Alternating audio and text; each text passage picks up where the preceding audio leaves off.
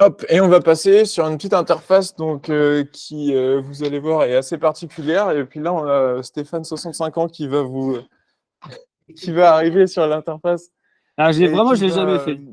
Donc l'idée, c'est d'aller au bout du formulaire le plus vite possible. Et on va voir ce que ça donne. Tiens. Allons-y. Ah aussi, oui. Oh. Eh, je suis... Donc voilà, on se rend assez vite compte que tout est tourné à l'inverse, ou il y a un placeholder qui n'est pas vraiment un placeholder. En fait, il faut enlever le texte pour remplacer pour remplacer son prénom. Le truc de Yurime, merde. c'est pareil. Enfin voilà, Oh non, l'autre. tous les placeholders sont en fait déjà rentrés. Le nom de domaine, on le choisit dans un drop-down.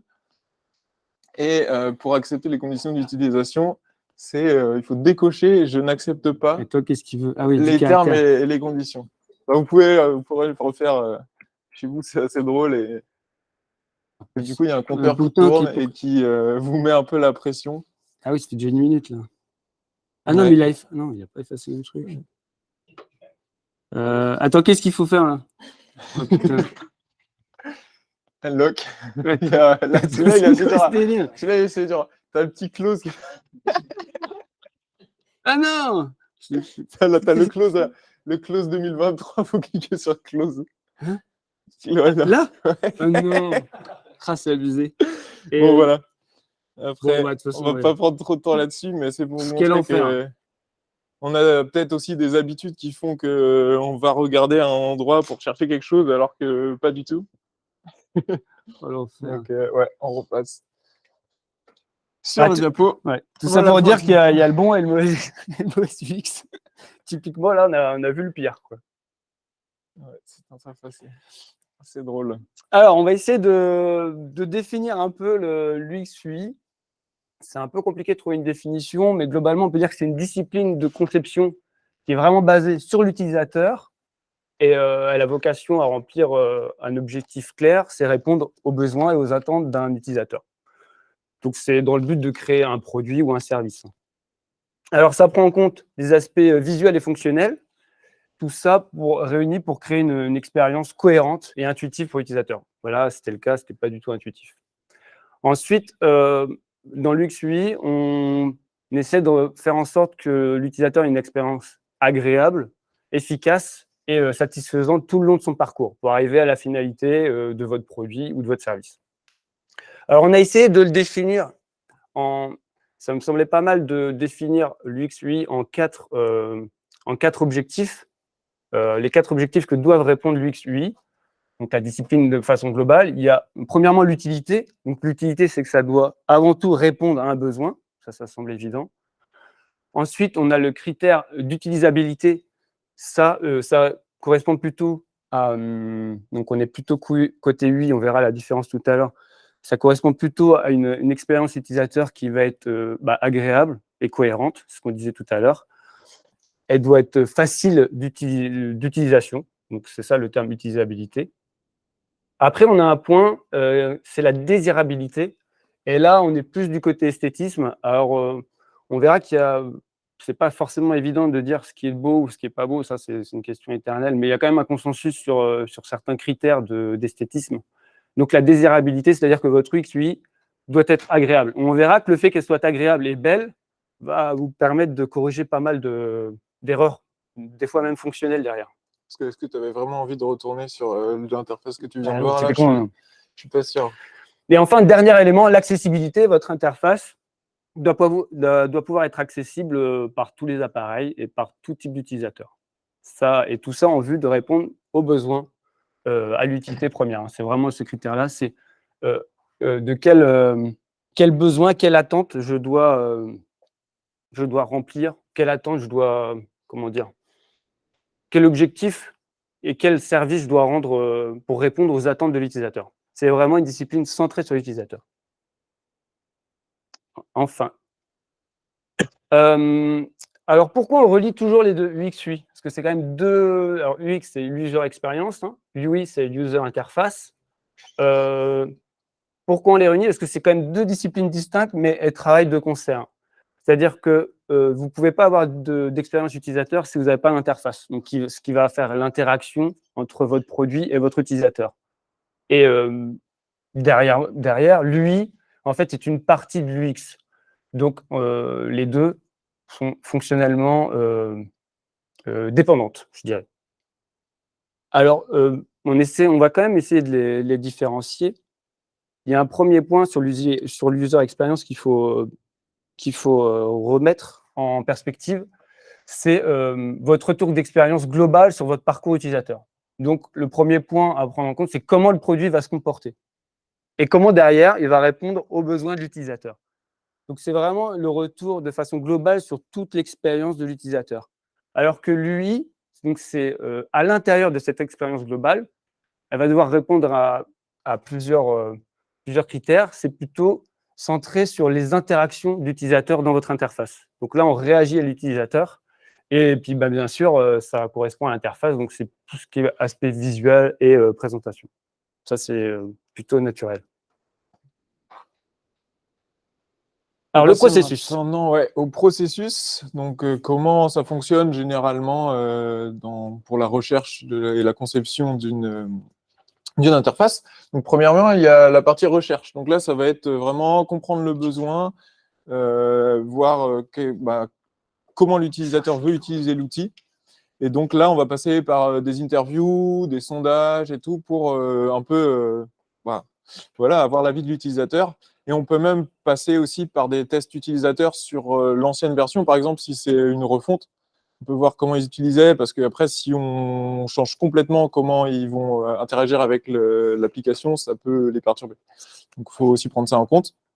Une fois qu'on a le besoin, on va faire de la conception. Donc là, c'est de la conception un peu globale. Donc, on va plutôt ici parler du X, du User Experience. On va voir comment on va disposer les différents éléments de l'interface. Donc, par exemple, avec un wireframe, donc vraiment un truc très basique, sans fioriture, vraiment droit au but, pour comment l'utilisateur va interagir avec l'application.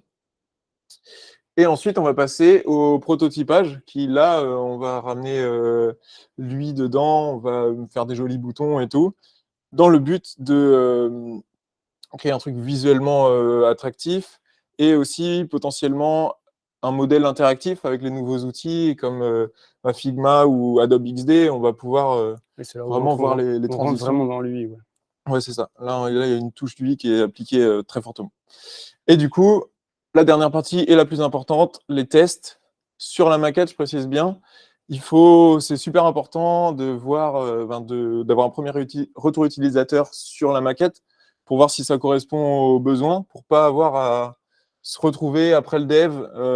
Non, c'est pas du tout, là, ça nous convient pas du tout. Donc, c'est assez peu souvent fait, malheureusement. C'est même jamais fait. Hein. Moi, je n'ai jamais vu de projet où. Déjà, souvent, le Figma, ça reste statique, c'est juste des planches. Il n'y a jamais vraiment tout le processus exactement. de l'utilisateur. Donc, là-dessus, il faut vraiment mettre l'accent là-dessus quand vous êtes dans un processus de création. Le test et le retour expérience de l'utilisateur final, pas celui qui exprime forcément le besoin à la base. C'est assez peu souvent fait, mais par contre, on retrouve assez souvent des problèmes après le dev. Ah bah non, ça va pas. Et donc, on perd de temps.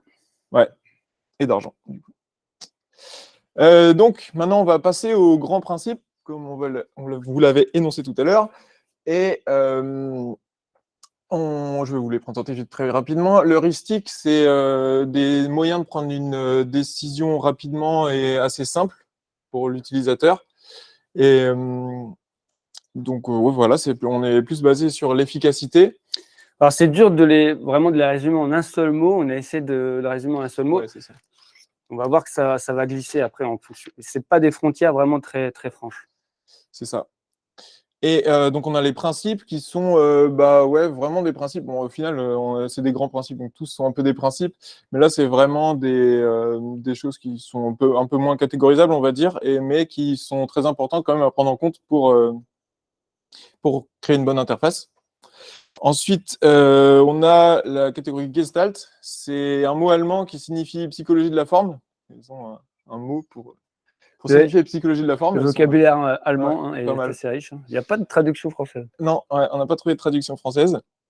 Et du coup, là, ça va être comment l'utilisateur interagit avec les formes et les couleurs, par exemple, de notre interface. Et enfin, les biais cognitifs. Donc, c'est les tendances qui vont influer pourquoi l'utilisateur il va penser plus ou moins tel truc. Et donc, potentiellement déformer la vérité ou déformer ce que nous, on veut qu'ils comprennent de notre interface. Et du coup, Stéphane va vous parler des autres. Les heuristiques. Donc là, on est sur l'efficacité, globalement, si on peut le résumer en un seul mot. Alors, on a une première loi qui est la loi de Fitt. Alors, toutes les lois, globalement, elles ont été construites dans les années 50. Hein, c'est des lois qui sont assez anciennes. Et on va voir que au début du web, notamment, c'était pas très peu appliqué, mais ça s'est professionnalisé dans le temps. Et on se rend compte que même à l'heure actuelle, ces lois-là, elles ne sont pas toujours respectées. Alors, la loi de Fitt, c'est le temps d'accès à un élément est en fonction de la taille de la cible et la distance à parcourir. Donc, ça paraît assez explicite comme phrase. Et on va le montrer en exemple tout de suite. Un premier exemple d'un formulaire. Donc ici, on a un formulaire qui est standard, hein, avec tous les champs sont requis, formulaire d'adresse, on ne peut plus simple. Et là, on voit qu'il y a un petit problème sur ce respect de la loi de Fitt, c'est-à-dire qu'on va aller remplir le dernier champ, et une fois qu'on aura rempli ce dernier champ, il faudra forcément valider ce formulaire. Et alors, on note bien que la distance est beaucoup trop longue par rapport à notre dernier input. On a souvent tendance maintenant à voir les boutons submit en bas, beaucoup plus gros. Là, on voit que la distance est vraiment lointaine et en plus, le bouton est très peu marqué. Donc ça, c'est vraiment une règle qui n'est pas respectée. À l'inverse, ici, on a le bouton Next qui est juste à côté de votre input. Donc là, on a deux exemples distincts qui nous montrent un qui est efficace et l'autre qui n'est pas efficacité. Derrière, ce qu'on cherche vers cette efficacité-là, c'est sauver du temps utilisateur, parce que le temps d'utilisateur est plus précieux que le vôtre. Donc, c'est toujours dans cette démarche-là qu'on va essayer de rendre notre interface efficace.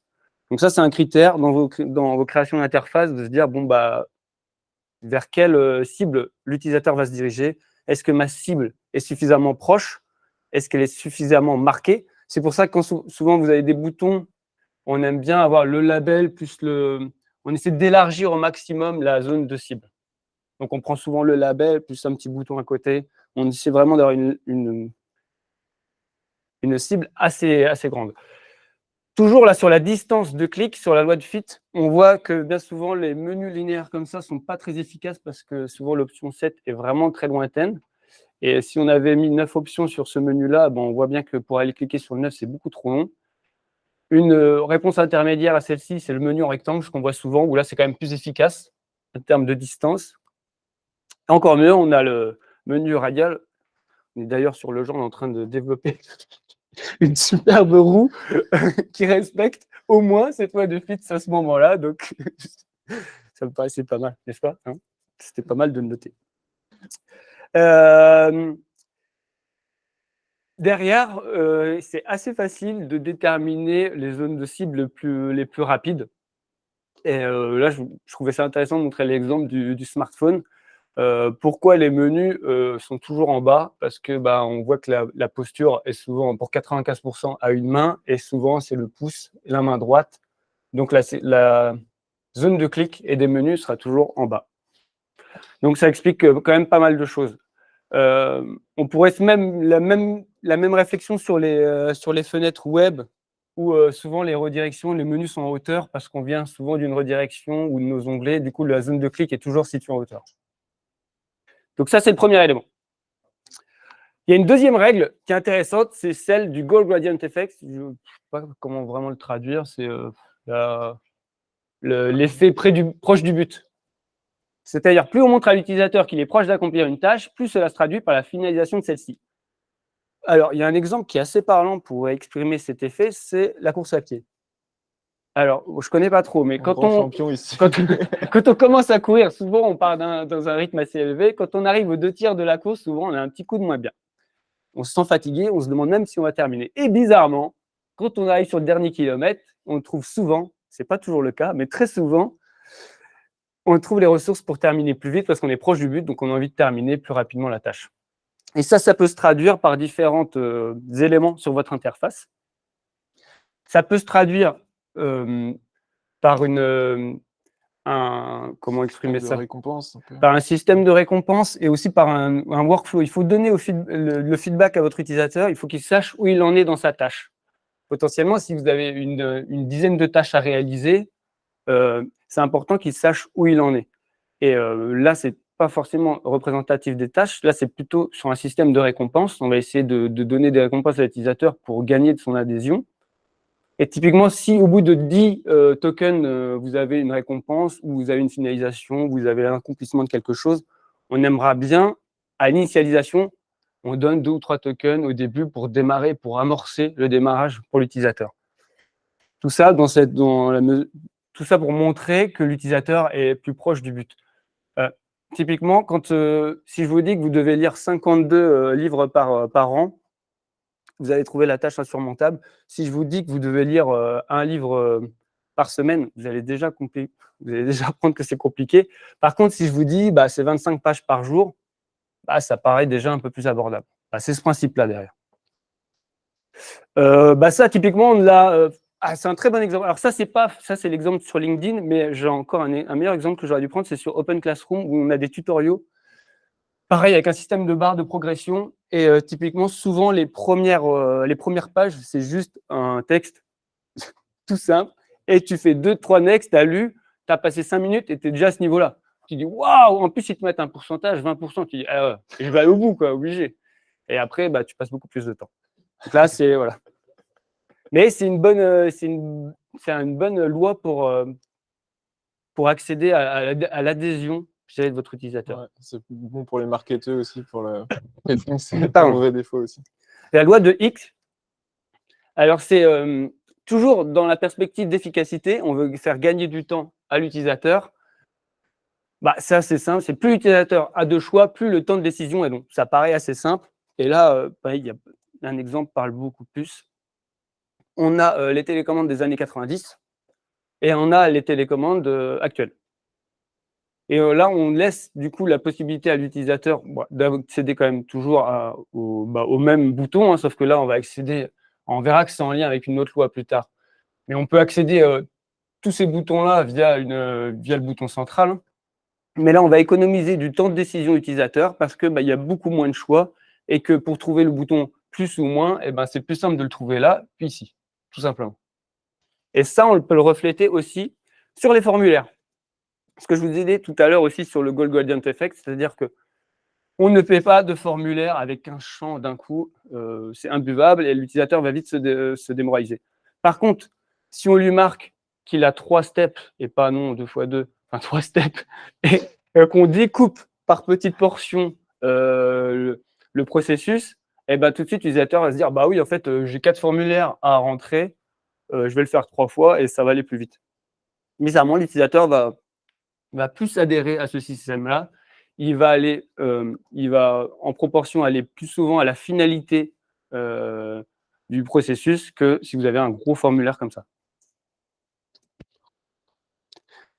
Enfin, on a l'effet esthétique utilisabilité. Bon, tout à l'heure, on parlait sur les règles, sur l'esthétisme. C'est assez parlant, c'est-à-dire qu'un design esthétiquement plaisant est souvent perçu par l'utilisateur comme un design plus utilisable. Pareil, on va passer un exemple, c'est assez ça. Voilà. Alors là, on a un site d'e-commerce pour acheter des ordinateurs, des tablettes, ce que vous voulez. Esthétiquement, est-ce que c'est beau, pas beau? Je sais pas, je vous laisse déterminer. Moi, je trouve pas ça hyper beau, mais c'est même un peu agressif. On sait pas trop où jeter l'œil, ouais. Et après, je pense que le site PC World, ça marche très bien. Je pense qu'il n'y a pas de souci de fonctionnalité. Il n'y a pas de souci fonctionnel, je pense. Mais bizarrement, quand on passe sur ce site-là, ça vend à peu près les mêmes produits. On vend des téléphones. Et là, vu que c'est beau, vu que c'est clair, on verra aussi la question du minimalisme. On a l'impression que le site et la fonction d'achat, le processus va être plus efficace et va mieux marcher sur le site d'Apple que sur le site de PC World. Alors que fondamentalement, peut-être pas. Peut-être même que ça va être mieux sur PC World. Mais vu que c'est beau, vu que c'est clair, l'utilisateur va avoir tendance à, je dirais, il va avoir tendance à pardonner certaines erreurs fonctionnelles, même des petits oublis. Alors que sur le site précédent, et ben, là, on va rien pardonner parce que déjà, on se sent un peu agressé et s'il y a le moindre souci, là, on va s'en souvenir. En plus, on revient sur la loi de X, sur le nombre de choix. Ici, là, on peut cliquer partout, on va perdre un temps fou. Alors qu'ici, c'est pas compliqué, c'est des téléphones, des iPads, tu choisis directement. Oui, vas-y. Par contre, moi, j'ai toujours un problème avec ce genre de site, que ce soit Apple ou d'autres, c'est que tu dois scroller à l'infini pour avoir tes infos. Genre les caractéristiques techniques, tu dois scroller 50 pages avant de les avoir. Et ça, c'est vraiment embêtant. Je ne sais pas si c'est lié à d'autres choses que vous allez évoquer après. Mais... Alors oui, il y a toute une partie sur le scroll qu'on pourrait évoquer, on ne va pas forcément l'évoquer parce qu'il y a des stratégies derrière. Et justement, il y a des gros questionnements en ce moment sur le scroll infini, notamment sur Instagram, mais malheureusement, on va pas avoir le temps d'évoquer ça. Mais effectivement, oui, il y a une grosse discussion là-dessus en ce moment. Ça pose un autre problème. Tu simplifies, mais ouais, la complexité que tu enlèves, si tu veux la retrouver derrière, ouais, ça pose d'autres soucis. Alors, pour résumer vite fait, les takeaways sur l'heuristique, donc l'efficacité, vos cibles doivent être accessibles rapidement et facilement. Vous devez montrer une progression et un objectif clair pour motiver vos utilisateurs. On réduit les choix. Un design plaisant persuade l'utilisateur qu'il fonctionne mieux, et oui. Et diviser les tâches en étapes plus petites pour diminuer la charge cognitive. Et ça joue aussi sur le nombre de choix, bien sûr. Donc tout ça, c'est lié et ça va vous aider à créer une interface plus efficace. Donc ça, c'est pour la première catégorie. On va faire une petite pause danse. Non, pas du tout. Pas du tout. Je ne sais pas si on est en avance, par contre. Non, pas du tout. Ah, d'accord. Alors, on accélère. C'est parti. Donc, voilà, on va faire les Gestalt. Ouais. Donc, pour rappel, c'est le mot qui signifie psychologie de la forme. Et donc, on va partir. Donc, on va voir, il y a 3 petites lois qui, en fait, s'empiètent un peu les unes sur les autres. Elles vont prendre une priorité les unes sur les autres. Donc, la première, un peu la moins forte, c'est la loi de la similarité, qui dit que l'œil humain a tendance à associer des éléments similaires, même si ceux-ci sont séparés. Donc, comme on va le voir sur l'exemple, là, on voit, il y a des ronds, des triangles, ils sont tous noirs. Et dès qu'on met une couleur, l'œil a tendance à les associer. Et ouais, même si, au final, ils ne sont pas forcément côte à côte, on va directement les distinguer, les bleus et les... Voilà. On peut le voir, du coup, sur les sites comme ça. Là, quand on voit... le site, on ne sait pas forcément à quoi sert quoi, mais on sait que là, on voit les catégories, elles sont pareilles, elles sont similaires, et du coup, on va les associer comme des éléments similaires, pareil pour la navigation, etc., etc. Et donc, cette loi de similarité, on va voir que la loi de proximité, quand même, est supérieure à la loi de similarité, donc qui dit que des objets qui sont proches ou à proximité les uns des autres ont tendance à être associés. On voit par exemple ici que on voit distinctement 2 catégories, 2 colonnes d'éléments. Et si on mélange un peu les couleurs, on a beau avoir du orange, il y a un trop gros espace entre les deux colonnes pour qu'on associe vraiment les couleurs ensemble.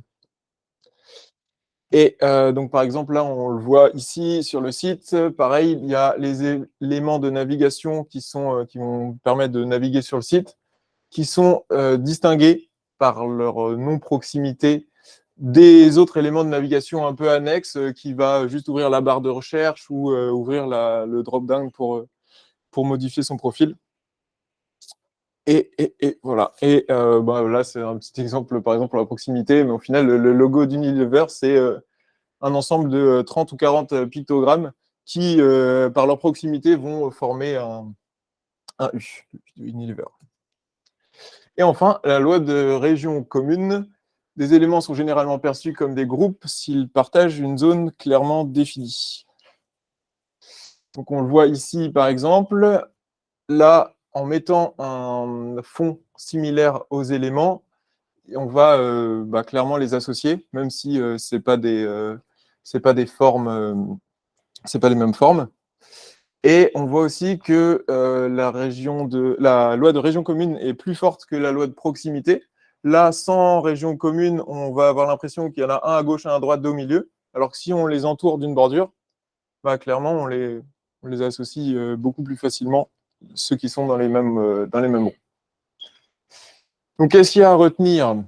La première loi, la loi de proximité, de similarité, pardon, qui stipule que les éléments qui sont visuellement similaires sont perçus comme liés. Donc, c'est assez intéressant. Comment on peut les lier, du coup, par leur couleur, leur forme, leur taille, voire même leur orientation, par exemple. Tout ça, ça peut jouer avec ces similarités. La loi de proximité, donc le deuxième point qui surpasse la première, qui aide à créer un lien entre les objets par leur rapprochement. Et du coup, là, clairement, il faut les rassembler, il faut les rapprocher.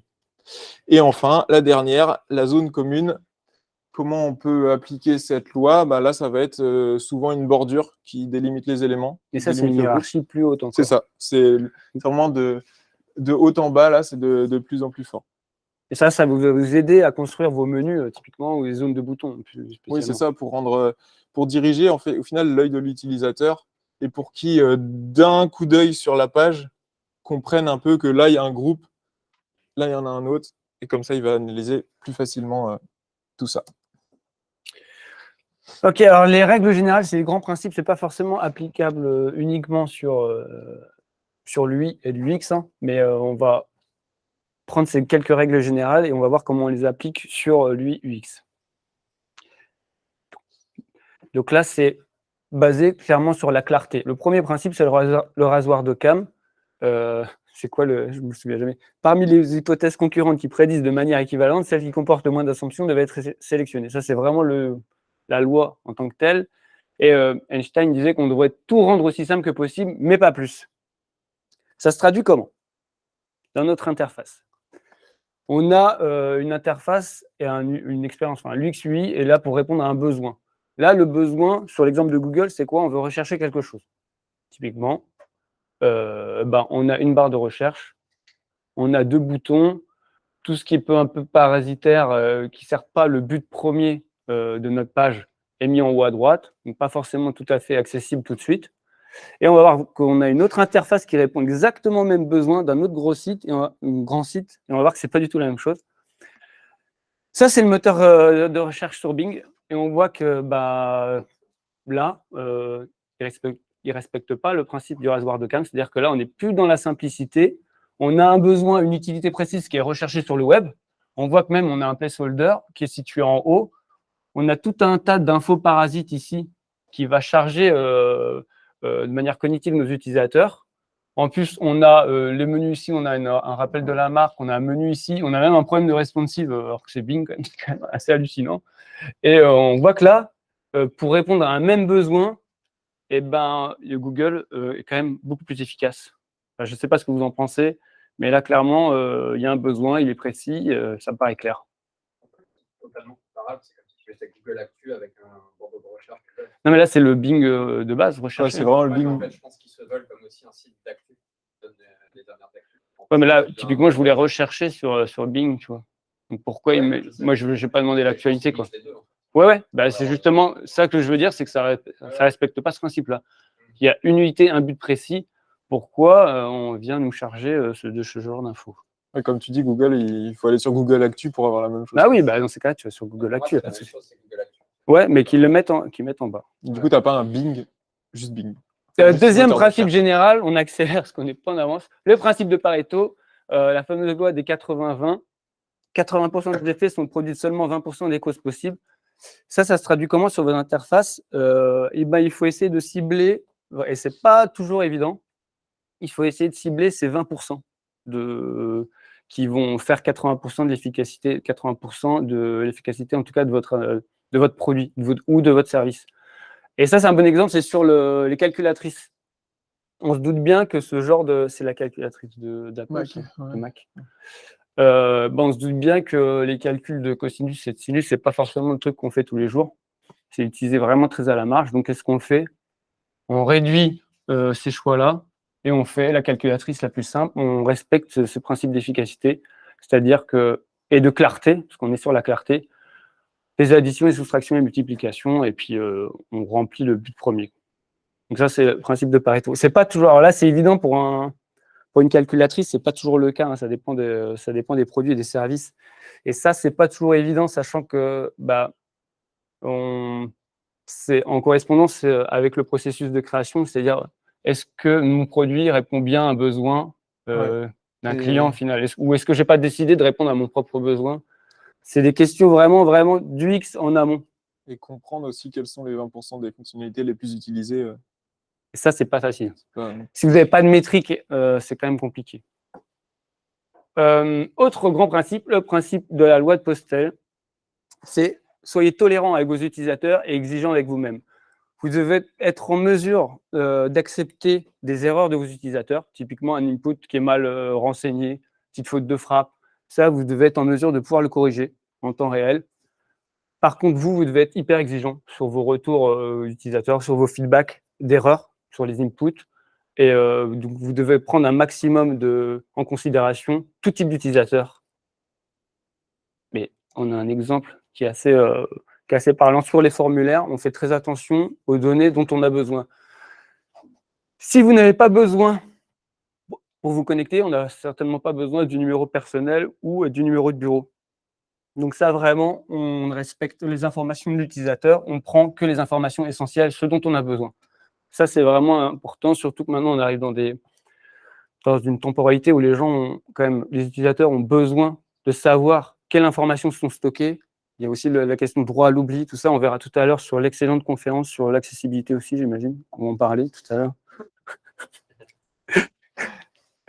Et du coup, ça veut dire aussi exigence avec vous-même, c'est-à-dire que de n'importe quel type d'appareil, je veux retrouver la même expérience. Donc ça fait partie aussi de la loi de Postel. Donc on est hyper vigilant là-dessus. Peu importe le type d'utilisateur, on est capable de lui servir la même expérience, on accepte ses erreurs. Par contre, nous, on est très exigeants sur ce qu'on fait. En fait, ça, c'est la loi de Tesler. C'est une des lois que je trouve vraiment intéressante. Pour n'importe quel type de système, il y a une certaine complexité qui ne peut pas être réduite.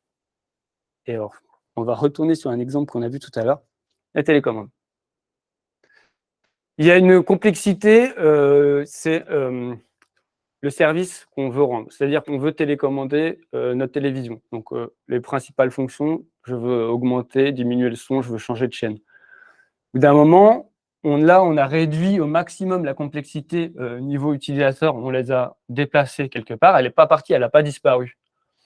Mais on a simplifié la complexité entre cette télécommande-là et cette télécommande-là.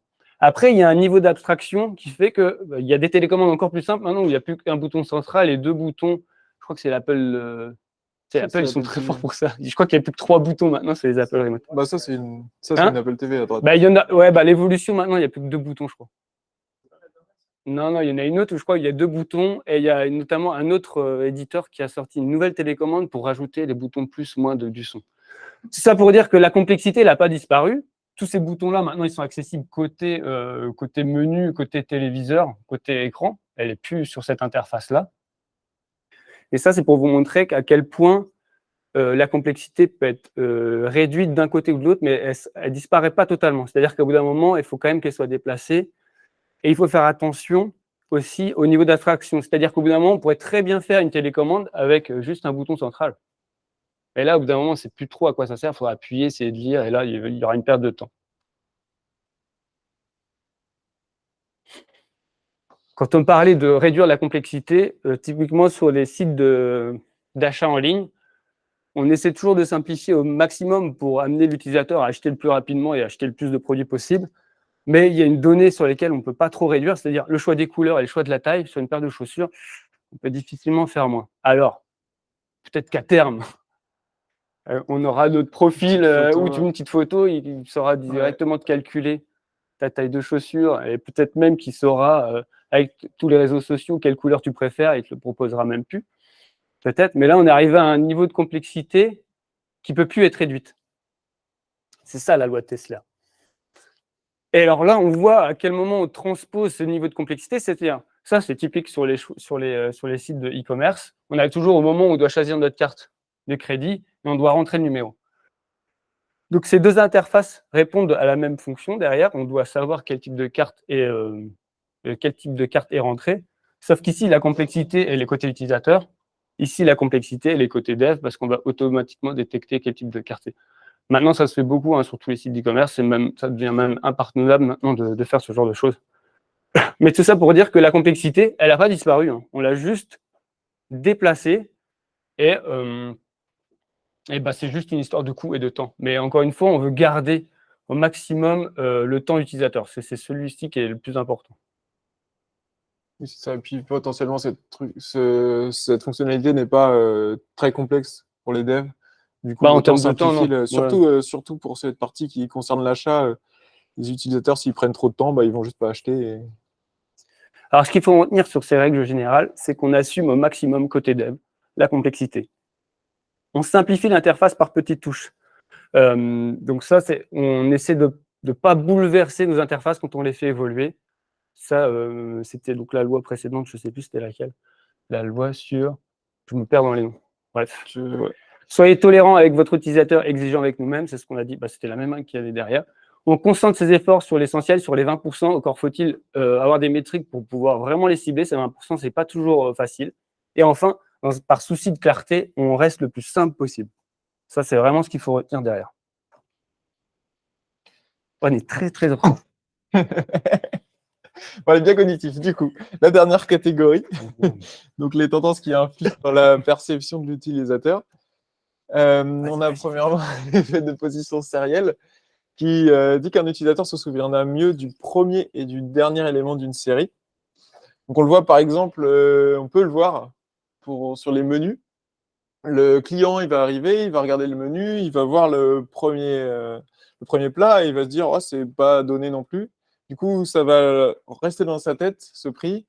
Et ensuite, en parcourant le reste du menu, il va voir qu'il va relativiser. En fait, il va se dire c'est peut-être pas si cher que ça. Et c'est tout bénéfique pour le restaurant. Et on le voit aussi dans beaucoup de sites de commerce. Donc là, on a Amazon qui, quand on fait une recherche, les éléments, forcément, c'est les premiers qu'on voit sur lesquels on va porter attention. Et on va très, très, très rarement sur la 3e, 4e page. Jamais. Voilà. Et du coup, là, je vais plus facilement, tout de suite arriver sur la page et voir les premiers déguisements là. Donc, je suis plus susceptible de les acheter. Et forcément, au niveau marketing, c'est bien compris ça. Ils vont mettre les produits qu'ils veulent qu'on achète, les produits qui sont sponsorisés. Et du coup, c'est bénéfique pour eux au corps. On tombe un peu dans le marketing là. Le but, c'est de vendre à chaque fois, ouais. de rendre un service. Mais... Ouais, c'est ça. On a la règle du pic de fin qui dit qu'une expérience est principalement jugée selon son apogée, le moment le plus important de l'expérience, et sa fin, plutôt qu'une moyenne de tout ce qu'on va faire durant l'expérience. Donc là, on a l'exemple de Mailchimp, qui est un outil qui permet d'envoyer des campagnes d'emailing. Et là, on est sur le point d'envoyer justement le mail à plus de 1300 personnes. Et du coup, on a un petit moment de divertissement au final, avec le doigt qui va appuyer sur le bouton. On nous dit que c'est notre moment de gloire, etc. etc. Et donc là, on va un peu créer du divertissement chez l'utilisateur pour qu'il revienne, en fait, pour qu'il ait envie de réutiliser l'outil.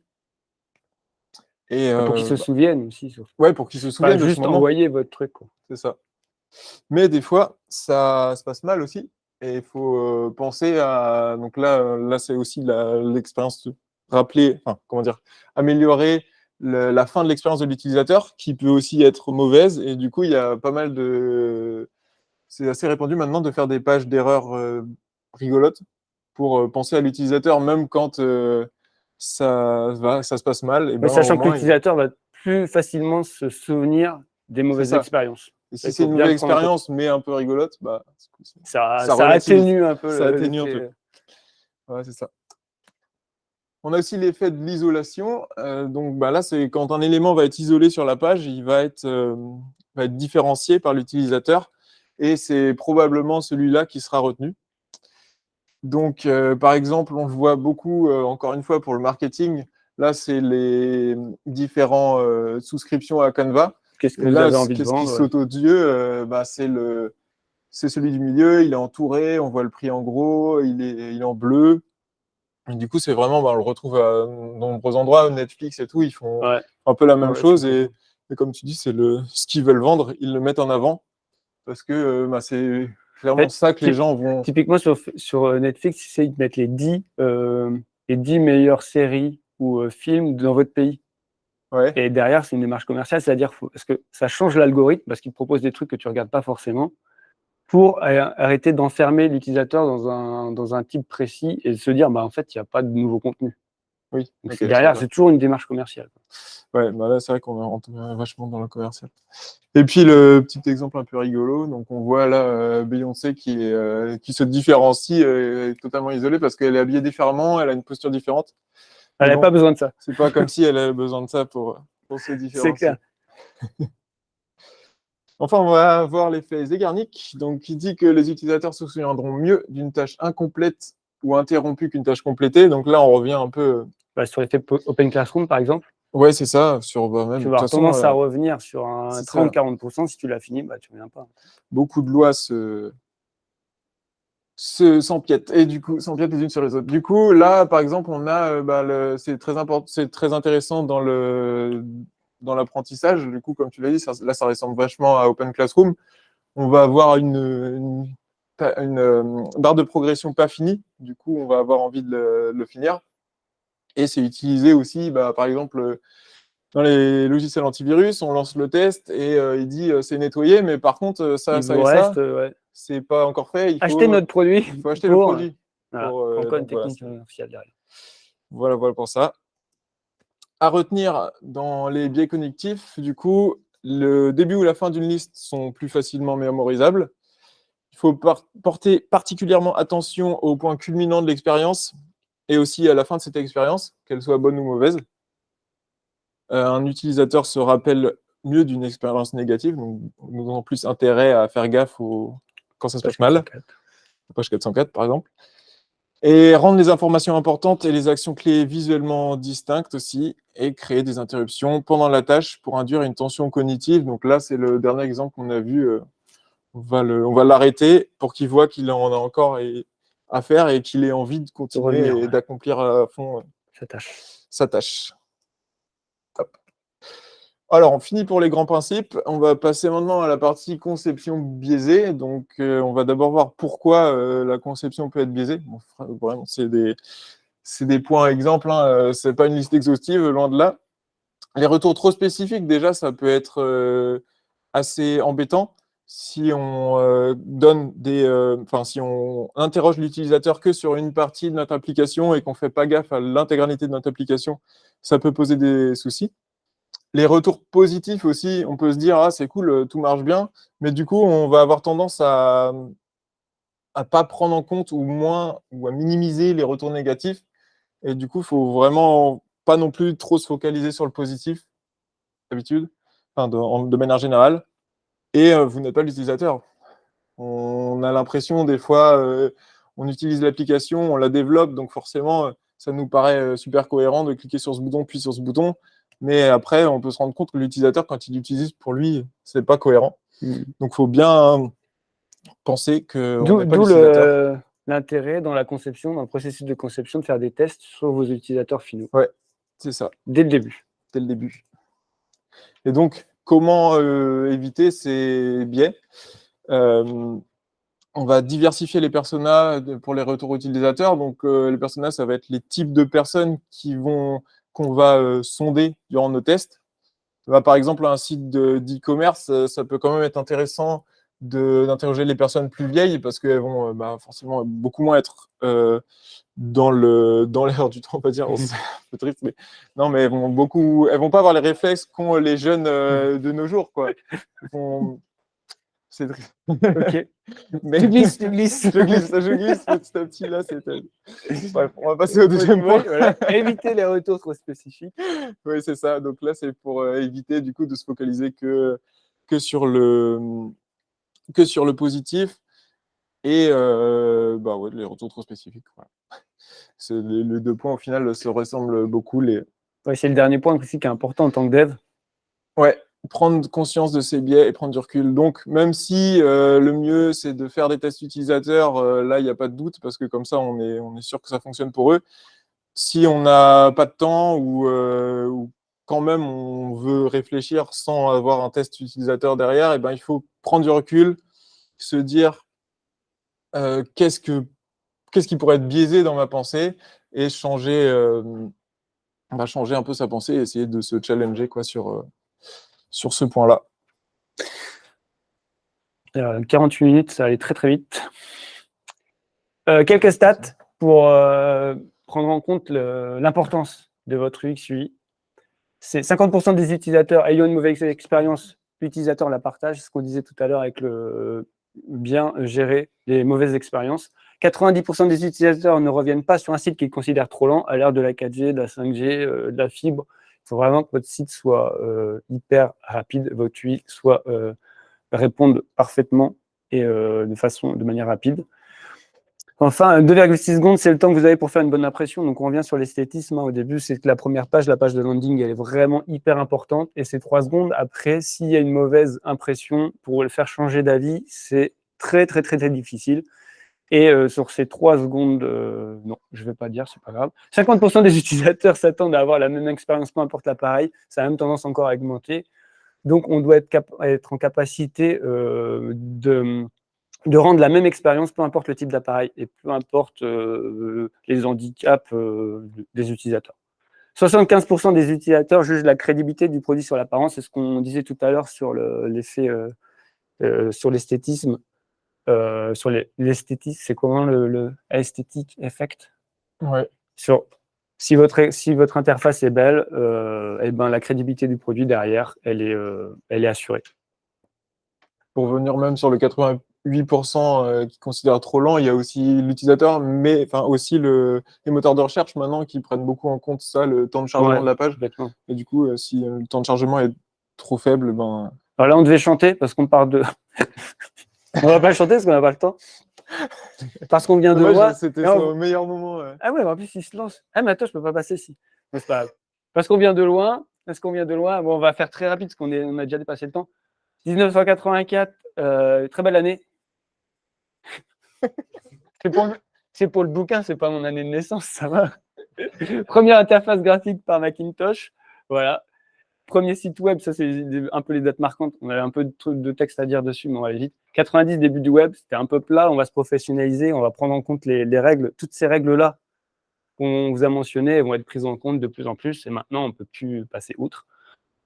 Autre point de bascule, en 2007, l'arrivée de l'iPhone, hein, bien sûr, et des tablettes. Ça nous fait repenser toutes les interfaces. Et petite évolution, là, ça me semblait intéressant de montrer les petites évolutions, ce que je vous disais tout à l'heure sur être tolérant sur votre utilisateur, c'est-à-dire on ne bascule pas d'une année à l'autre votre interface.